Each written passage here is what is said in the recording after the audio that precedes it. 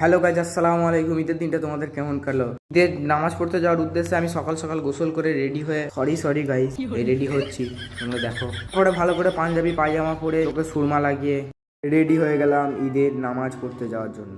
হ্যাঁ, বাপের জন্মে কোনোদিন সুরমা লাগাইনি, ঈদ বলে সুরমা লাগালাম, কিন্তু সুরমা লাগিয়ে সারাদিন শুধু কেঁদেই যায়। চোখের পানি থামার নামই নিচ্ছে না, চোখের পানি নাক দিয়েও বেরোচ্ছে। তারপর একটা দুবাই থেকে আনা টুপি প্যাকিং থেকে ছিঁড়ে মাথায় পরে নিলাম। তারপর আমি তোমাদেরকে সাথে করে নিয়ে চলে গেলাম একটু খেজুর আর সেমুই খেতে।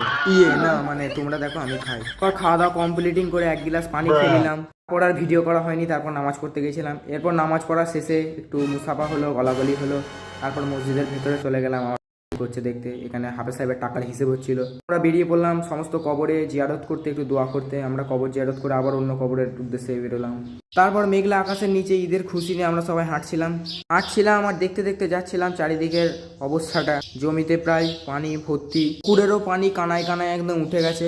তো আমি যখন ছোট ছিলাম তখন আমি পুকুরে একবার ডুবে যাচ্ছিলাম, তো আল্লাহ রহমতে এই ছেলেটা পুকুর থেকে চুল ধরে টেনে বের করেছে। তারপর আমরা মাঝের একটা কবরস্থানে চলে এলাম, এখানে কবর জিয়ারত করে আবার হাঁটতে শুরু করলাম। মানে ঈদের আগের দিন পর্যন্ত এত পানি হয়েছে যে চারিদিকে শুধু তাকাচ্ছি পানি আর পানি, পানি আর পানি। আমরা প্রায় ওই কবরস্থানের কাছাকাছি চলে এসেছি। আমরা ওই কবরস্থানের কাছেও চলে গেলাম এবং কবর জিয়ারত করলাম। তারপর কবর জিয়ারত করে আমরা ফরেন বাড়ি চলে এলাম, কারণ আমাদের একটা ইমার্জেন্সি কাজ ছিল, আমাদের একটু হিসু হয়ে গেছিলো। তারপর আমরা যে রাস্তাতে গেছিলাম ওই রাস্তা দিয়ে হেঁটে হেঁটে ছুটে ছুটে শুয়ে শুয়ে ঘুরিয়ে ঘুরিয়ে চলে এলাম চারিদিকে তাকাতে তাকাতে। আমি এখন যাব বাড়ি, খাবো সিমুই, তোমরাও খেয়ে নাও। আমি বাড়ি চলে এলাম, তোমাদের সঙ্গে দেখা হবে পরের ভিডিও ইনশাআল্লাহ।